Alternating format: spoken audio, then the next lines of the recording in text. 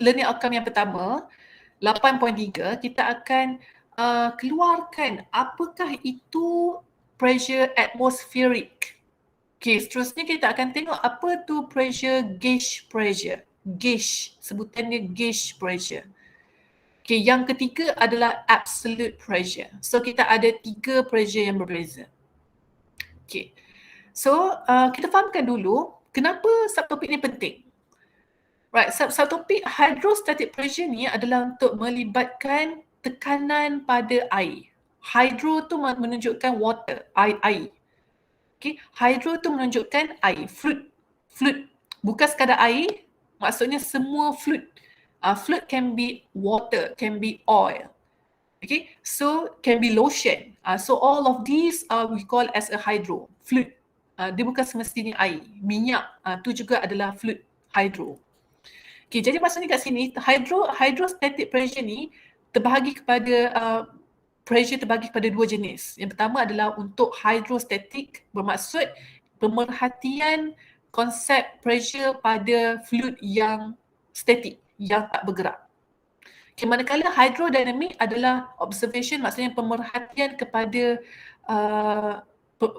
cara pergerakan objek, pergerakan liquid, pergerakan fluid yang sedang bergerak, flowing fluid. Okay, maksudnya fluid tu sedang mengalir, kita namakan dia sebagai hydrodynamic. Kalau fluid tu at rest, itu adalah hydrostatic.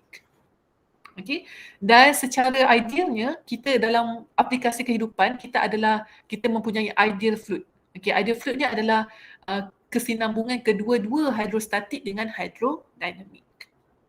Okay, right. Jadi kita fahamkan dahulu pressure. Apa tu maksud pressure? Okay, salin apa yang saya tulis kat depan skrin.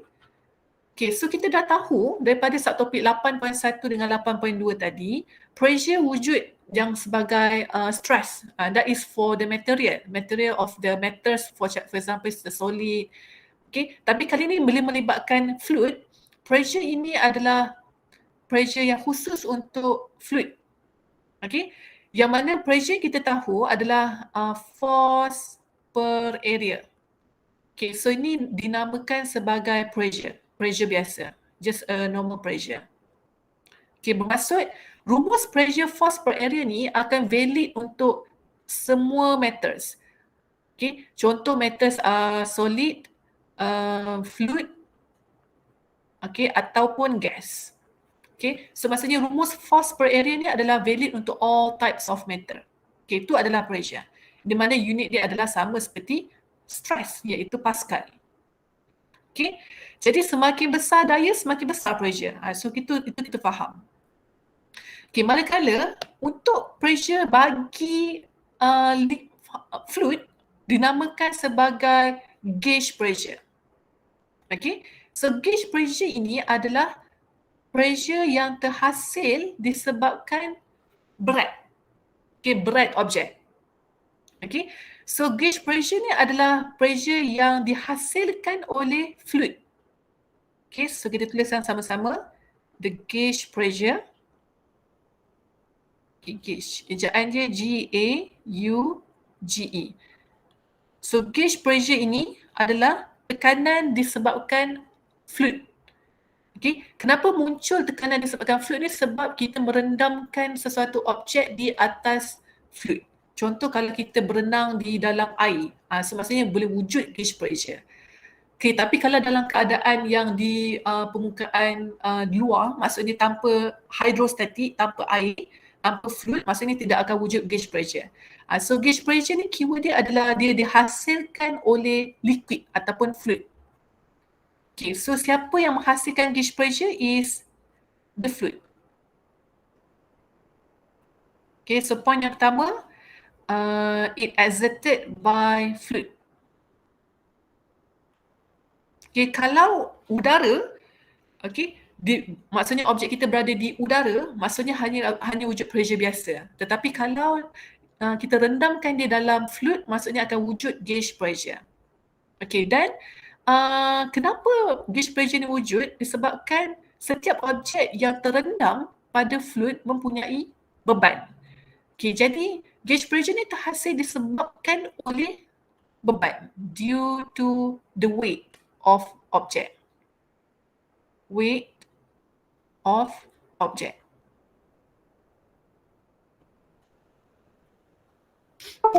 Okay, jadi kalau kita nak keluarkan rumus, rumus antara pressure gauge dengan pressure yang normal, okay, so daripada P adalah force per area, kita tahu force ini bagi gauge pressure, force ini adalah disebabkan weight of object. Okay, weight of object. Okay, jadi force ini kita gantikan sebagai weight, iaitu mg. Okay, rumus weight kan mg. So force ini adalah disebabkan weight of object. So mg bahagi dengan A. So m tu adalah mass of object. So for example, kita ambil satu guli. Okay, this is an object which is a guli. Okay, so guli ni dia ada mass. Okay, so di atmospheric, di atas bumi maksudnya dia ada dia punya kekuatan graviti G. Okay, so dia ada dia punya surface area. Okay, this is the surface area. Maksudnya di permukaan kat sini. Okay, these are the surface area. Okay, dan dia terendam pada satu fluid. Dia berada di dalam satu fluid. So this is the fluid. For example, it's a water. Okay, this is fluid. Okay, jadi kalau kita nak keluarkan kuantiti density bagi fluid. Okay, density. Density ni adalah fluid. For example, it's a water. Okay, so water dia ada density dia sendiri. Okay, so quantity density adalah rho. Okay, rho adalah density. Okay, so rho ni adalah rho bagi water. Okay, mana rumus rho adalah mass per volume. Okay, rho is mass per volume. Okay, dan kat sini kita tahu juga rho density bagi water adalah sama dengan density objek. Okay, bermaksud density objek yang tersesar adalah density objek adalah sama nilai dengan density air yang tersesar keluar daripada cawan tersebut. Okay, so density adalah rumus dia mass per volume. So mass ini refer kepada mass object. Okay, this is M for mass object. Okay, M ini adalah mass object. Okay, dan volume tu adalah volume object. Okay, jadi menunjukkan M per volume tu sebenarnya adalah density bagi objek. Tetapi density bagi objek sebenarnya adalah sama nilai dengan density of the water that displaced. Okay, bermaksud kalau kita rendamkan, contohlah macam kalau kita berenang dekat kolam kan. Tak ke kalau contoh ini adalah level air. Okay, bila kita dengan sesuatu mass, so kita masuk ke dalam air, bukan ke apa yang berlaku adalah air tu akan melimpah keluar. Okay, so air yang melimpah keluar ini, dia punya volume adalah sama dengan volume kita. Okay, so itu adalah konsep dia kena tahu kat sini. Okay, volume water yang tersesar keluar daripada bekas tersebut adalah sebenarnya sama dengan volume objek yang terendam. Okay, dan disebabkan itulah density juga adalah sama nilai dengan density objek dengan density bagi fluid yang kita rendam. Okay, so mass kat sini menunjukkan mass bagi objek. Volume tu adalah volume bagi objek dan nilai dia adalah sama, ratio between mass dengan volume tu adalah sebenarnya density bagi objek. So di mana density objek tu adalah sama dengan density bagi air. Okay, so kita masukkan gantian dan kita tahu volume tu sebenarnya adalah terbitan daripada area darab dengan height. Okay, volume adalah area darab dengan height. Area tu adalah menunjukkan area luas permukaan objek. Okay, height itu pula menunjukkan the height daripada kedalaman objek kepada dasar permukaan. Itu H, height. Okay, so area tu adalah area bagi objek. Alright, so this is area. Okay, jadi kita masuk ke dalam gantian. Okay, gantian M per A itu sebenarnya adalah dalam kuantiti row dengan volume. Okay, saya tuliskan dekat bawah. Okay, so pressure, gauge pressure adalah bersamaan. Okay, mass adalah row darab dengan volume. Okay, so keluarkan G per area. Okay, dan kita tahu kalau kita bawa keluar V per area adalah sama sahaja dengan height. So, this thing is actually the height. So, rho, this is height, H, and times the G. So, kita susun dan bawa keluar rho, G, and the height. So, this is the gauge pressure. Okay, so yang ni yang you kena hafal. Di mana gauge pressure adalah bersamaan rho GH. Okay, apa maksud rho? Rho itu adalah density bagi fluid yang kita rendam. Okay, density bagi fluid yang terendam. Okay, density of fluid.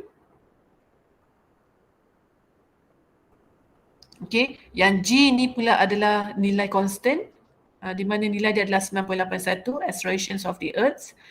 Okay, dan height H ini adalah the height from the surface of water, surface of the fluid to the location. Okay, so itu adalah height from the surface. Okay, height ini bukanlah daripada dasar tetapi daripada surface. Okay, itu adalah height. Okay, jadi kat sini, apa yang bestnya tentang konsep gauge pressure, P is rho GH adalah semakin besar kita rendam, bermaksud height dia besar, bermaksud semakin tinggi pressure. Okay, sebab itulah kalau kita lemas, bila kita lemas, kita akan menyelam ke dasar. Daripada permukaan atas, kita akan semakin lama menyelam ke dasar. Dan apa yang berlaku? Bila kita keluarkan mayat daripada air tu, kita akan nampak mayat tu akan bloated. Dia akan macam mengembang menjadi kembung. Kenapa? Sebabkan pressure di dalam dasar air tu lebih tinggi daripada pressure dekat permukaan. Sebab semakin tinggi height bermaksud semakin besar pressure. Bermaksud height yang tinggi tu maksudnya semakin dalam objek yang terendam from the surface. So maksudnya pressure lebih tinggi. Okay. The fun fact is manusia boleh ada macam beberapa jenis world of record lah. Berapa kedalaman manusia boleh merendam ke dasar. Okay, dan ada satu cerita dalam Netflix saya tengok baru-baru ni. Cerita yang mana human dia pecah rekod, jenis world of record yang dia rendam sedalam 319 meter. 319 meter. Dia adalah one of the human yang paling jauh rendam tanpa bernafas. Maksudnya dia boleh tahan nafas sedalam 319 meter dan dia muncul balik ke permukaan. So maksudnya kat situ pressure yang terhasil pada dia tu sangat-sangat tinggi lah. Sebab tu dia akan boleh macam collapse. Bila dah terlalu tinggi pressure dia akan collapse. Dan kalau bila you lemas pun you akan explode lah, badan you akan explode. Semua organ dalam akan explode. Disebabkan high pressure, high amount of pressure. Okay, so itu adalah berkenaan gauge pressure. Okay, now manakala untuk pressure yang seterusnya, okay, adalah absolute pressure. Okay, apa maksud absolute pressure? Absolute pressure ni adalah hasil tambah consideration bagi kedua-dua pressure yang wujud. Okay, di mana absolute pressure ni adalah hasil tambah atmospheric pressure dengan gauge pressure.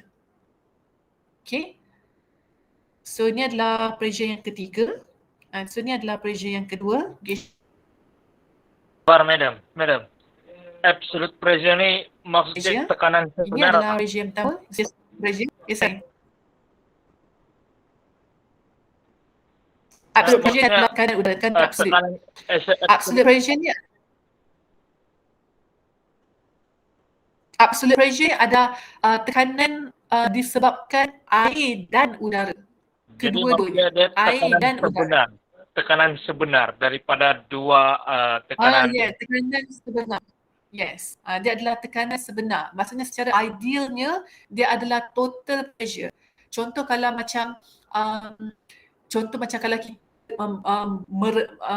mengapungkan diri di dalam air. So kat situ akan wujud kedua-dua pressure. Satu pressure disebabkan air, satu pressure disebabkan udara.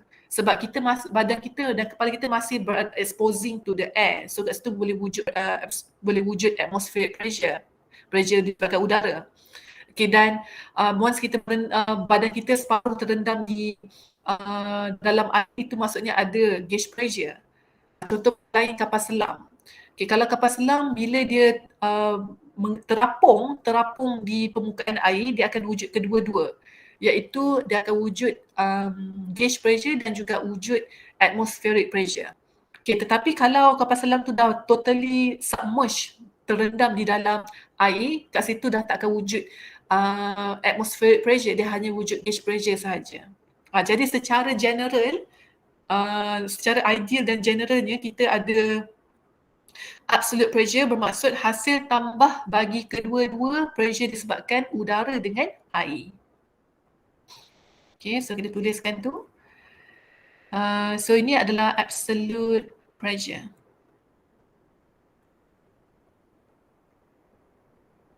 Okay, absolute pressure ni adalah tekanan both disebabkan udara dan air. Okay, di mana simbol dia juga adalah P. Okay, tapi dia adalah hasil tambah antara atmospheric pressure dan juga gauge pressure. Gauge pressure adalah rho G H. Okay, so di mana rho P ni adalah atmospheric pressure. Atmospheric pressure ni adalah tekanan disebabkan udara. Contoh macam kita sekarang semua berada di udara. So kita semua ada atmospheric pressure. Tapi kita semua sekarang tiada gauge pressure sebab kita tak ada berada di dalam air. So kita wujud atmospheric pressure. So nilai absolute pressure yang kita rasa adalah hanya atmospheric sahaja. So kita tiada gauge pressure. Okay, this is atmospheric pressure. So nilai dia adalah constant. Okay, di mana nilai dia sentiasa 1 atm. Okay, so atm ni adalah unit terbitan bagi pressure. Okay, dalam Pascal, atm tu adalah bersamaan dengan 1.013 eksponen 5 Pascal. Okay, so ini adalah nilai pressure yang kita rasa. Alright. Okay. So, contoh macam kapal selam tadi, bila mana kapal selam tu terapung di permukaan air, bermaksud tidak wujudlah maksudnya akan wujud kedua-dua atmospheric pressure dengan hydrostatic pressure. Okay, so atmospheric pressure ni wujud permukaan, maksudnya selama mana objek tu terekspos dengan udara. So once dia submerge di dalam air, akan wujud kedua-dua atmospheric dengan hydrostatic pressure. Hydrostatic pressure ni sebenarnya maksud yang sama dengan gauge pressure. Okay, so gauge pressure dia ada dua vocab, sama ada hydrostatic pressure ataupun gauge pressure. Saya biasa sebut sebagai sebagai gauge pressure. Saya jarang sebut sebagai hydrostatic pressure. Maksudnya sama je. Okay, gauge pressure ni adalah rho GH. Okay. Alright, jadi saya tak nak masuk lagi yang saya rasa kot part ni. 8.4 ni saya berhenti dulu. Saya nak sambung satu sahaja soalan tutur. So kita test our understanding selama mana kita faham tentang pressure for the liquid, hydrostatic pressure. Okay, jom kita tengok soalan tutur. Right, so kita bincangkan soalan tutur berkenaan pressure. Soalan section A tak ada. Okay, section B. Section B, kejap. Okay. Section B nombor 2. Okay, ya. Yeah. Section B nombor 2 ni adalah tentang pressure. Section B nombor 3 tak. Okay, so kita akan buat sama-sama. Section B nombor 2. Okay, semua orang dah bersedia?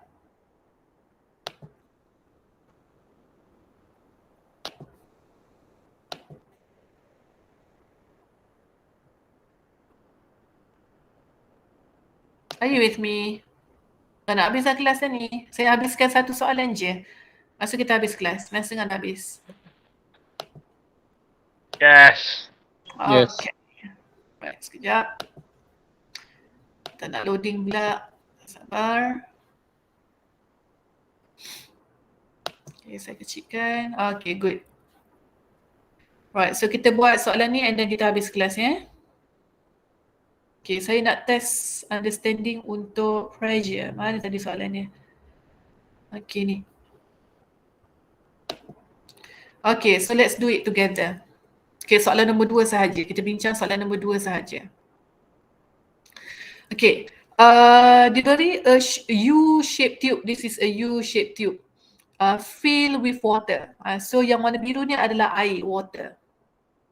Okay, di mana density bagi water tu diberi sebanyak 1000 kg per meter cube. Okay, dan kita letakkan juga minyak dekat satu end of the tube. Okay, so kita masukkan minyak. Okay, dan density minyak adalah 850. Okay, dan disebabkan minyak ini adalah kurang density daripada air, maka minyak ini akan terapung di atas air.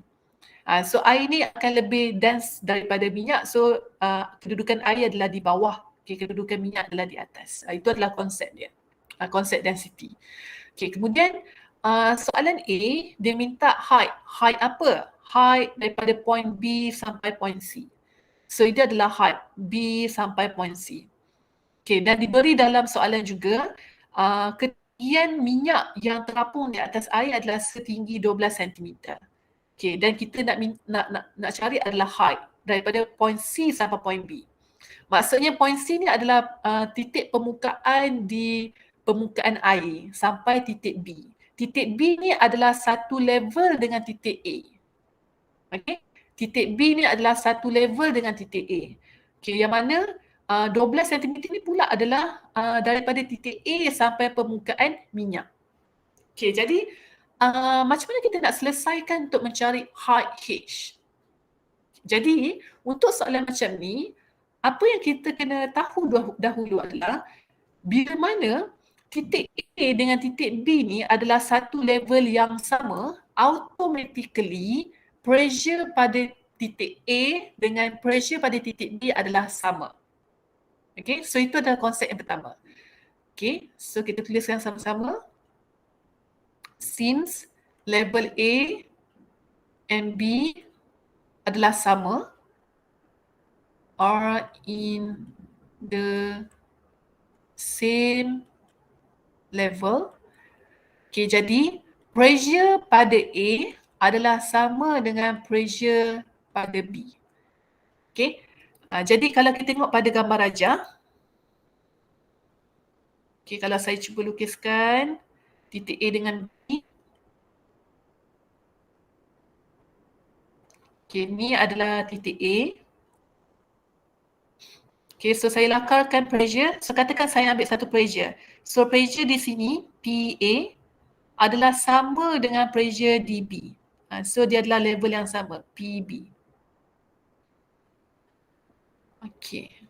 So ini adalah lapisan air, ini lapisan minyak. Manakala ini adalah lapisan air. So ini adalah point B. Okay. So bila kita tahu di mana level yang sama, maksudnya pressure yang sama. So this pressure is actually refers to the absolute pressure. Okay, now kita keluarkan rumus bagi absolute pressure. Okay, di mana absolute pressure adalah atmospheric pressure tambahkan dengan gauge pressure. Okay, ini adalah untuk A. Okay, manakala untuk absolute pressure bagi point B pun sama. Yang mana PB ni sebenarnya adalah refer kepada absolute pressure. Absolute pressure. Okay, jadi kita keluarkan rumus absolute pressure which is the atmospheric pressure plus dengan gauge pressure dekat point B. Okay, now tengok pada kiri dan kanan. P naught dengan P naught ni boleh di cancel out sebab the atmospheric pressure is the same number, so just cancel them out. Okay, dan hati-hati untuk cancel the rho GH tu. Sebab kita kena faham apa maksud rho G dan H. Okay, so yang tinggal sekarang adalah rho G dengan H sahaja, kiri dan kanan. So rho itu maksudnya adalah density. Okay, tengok pada point A. Point A. Density dekat point A adalah density bagi oil. Ini adalah density bagi oil. Kenapa? Sebab height HA adalah daripada permukaan. Permukaan oil daripada atas sampai ke bawah, ini adalah height A. Are you with me? Yes. Okay. Height HA ni adalah height A ni adalah oil. Height A ni adalah sebenarnya refer kepada oil. Oleh sebab itu, rho ini sebenarnya adalah rho bagi oil. Okay, so tu cara kita nak gunakan gauge pressure. Awak kena tengok point mana awak berminat untuk cari pressure gauge dia, and then awak tengok H tu sentiasa daripada permukaan kepada titik point pressure. Okay, dan kita tengok selama kita lakarkan height tersebut, dia berada dalam fluid apa. So now kita tahu dia berada dalam fluid oil. Maksudnya rho ni adalah rho bagi oil. Kita tengok pula pada point B. Okay, manakala untuk point B, bila kita lakarkan height B ni daripada permukaan fluid kepada titik pressure B. Okay, di mana ini adalah height B. So di mana height B ni sebenarnya adalah height selama fluid tu adalah water fluid. Bermaksud rho ini adalah rho bagi water. Okay, so sebenarnya kita masukkan gantian density bagi HB ni adalah bagi water. Okay, dan kiri dan kanan tu boleh cancel out G. Ya, G ni potong sajalah sebab nilai dia constant, SIM 981. Now kita just masukkan gantian. Okay, tengok pada gantian, rho oil adalah berapa nilai dia? 850. Okay, berapakah height A? 12 cm. Dah bagi dalam soalan kan? Okay, dan berapakah density bagi air? 1,000. 1,000. Okay, dan HB tengok pada gambar rajah, HB tu dilakarkan sebagai H kan? Betul tak? Dilakarkan sebagai H kan? Okay, so now cari nilai H berapa? Tekan kalkulator. Siapa yang pegang kalkulator sekarang? Cuba tekan. 850 kali 12 bahagi dengan 1,000. 10.2. Okay, so this is how you apply the concept of absolute pressure with the gauge pressure. Okay, dan soalan B. Macam mana nak cari difference level delta H? Ini lagi mudah. Sebab apa? Sebab kita dah tahu total height. Okay, dah tahu HA. Yang ini adalah delta H. Delta H ni adalah level daripada atas sampai level C. Okay, ini adalah delta H. So senang saja nak cari delta H. 12 tolakkan saja dengan 10.2. Dapat berapa jawapan?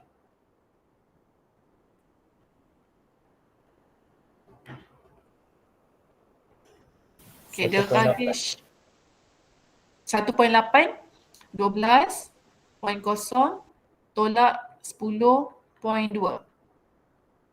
Berapa?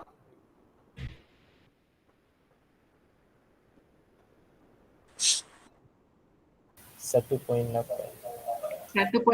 unit cm. cm. Okay, so kat sini ada sedikit typo lah ini sebenarnya adalah dia nak kata unit di meter kot, 0.18 meter. Sebetulkan dalam soalan tu masing-masing, 0.18 tu. Okay, jawapannya adalah 1.8 cm. Okay.